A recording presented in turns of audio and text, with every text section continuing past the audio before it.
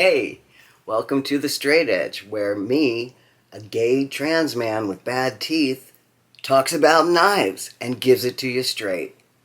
See what I did there? I'm Sam Peterson, and I love knives, and I'm going to talk about some today. Hello! I have such cool knives to share with you today. If you saw my unboxing, then you know that I got my grubby little paws on some GiantMouse extra specialness. Mwah! Oh, I found on the secondary market one of the knives that I've been salivating over, or was that the Novocaine? Which is the GMPX. The GMPX. Now, as I mentioned, GiantMouse has two production knife lines. One is the Ace line, which has the, like the Corda, the Biblio, the Nazca, the Clyde, the million. They have all those knives you know and love, or don't. Great knives, under 300 in titanium and under 200 in micarta and G10, generally speaking. Then there's the GM line.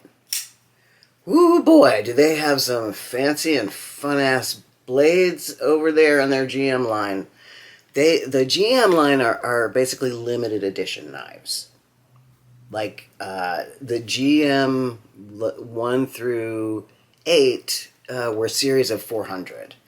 And then they'd cut it off. And now these later knives, this is GMX PX, so that's the X is for 10, is a line of 600 knives. Here's what the GM boys had to say about this GMPX. Just like his little bro, the Clyde, the GMPX embodies the fusion of Scandinavian and Japanese design with a touch of Persian influence, but with the added moxie you'd expect in a GM line knife. This GM is unique. How many times can I say GMPX? This GMPX knife is unique even for the GM line because it is a what? Integral. Yes, boys, girls, theys, thems. This knife is a motherfucking integral. That's right. Yes, it has for good measure, it has a martini glass on the butt. So do I, but that happened after a very long night of substances in 1986 at King Tut's Wawa Hut, deep in the crevices of the Lower East Side in Manhattan. I digress. This is an integral. It's really, really special. It is solid as a rock. Solid as a rock. You couldn't run over this knife's frame with your Jeep and expect any damage. It's strong. And what I also just adore about this knife is this PVD finish. It's really quite stunning. This blacked out with the little gold inset, copper, bronze, copper, bronze, copper. What it smells like is that smell of KVP blade oil. That's what it smells like. They put some sort of pleasant fragrance in the oil, and that's what it smells like. PVD is super hot right now. I'm not sure why, although maybe it's because brands like Kunwu really elevated PVD, the effect of PVD with, it sounds like an STI. I've got PVD. God damn it. There is a lotion. Kunwu really elevated the effect with some textures on their newer knives, like the Excalibur, which is Metal Complex's offspring. Anyway, this knife is handsome as hell. It feels wonderful in the hand. It's great weight. It's a little heavy in a way that I particularly enjoy. There is a lack of jimping, which makes me mildly upset, but very mildly. Like jack cheese. I'm super psyched about this upswept tip. That's what she said. Because I've not really interacted with this profile before. It's S90V steel, which is quite good. It's a very expensive steel. I just learned that. Apparently S90V is quite expensive. It's tough, not as tough as M390, but it's hard to sharpen because it really keeps an edge. But, you know, that's the trade-off, right? This knife retailed at $465, and rest assured, I paid much less, and I still had to sell 2 knives to get it. But that having been said, this knife is not in pristine condition, which is fine. It's definitely a user, which is great for me. It's a really exciting, fun knife to carry. Baby! So, now on to something a little more accessible. I got the Kershaw Bel Air XL in a very fuzzy black G10 and at 3.4 inches, nearly 3.5 inches of deliciously slicey, stonewashed Magnacut.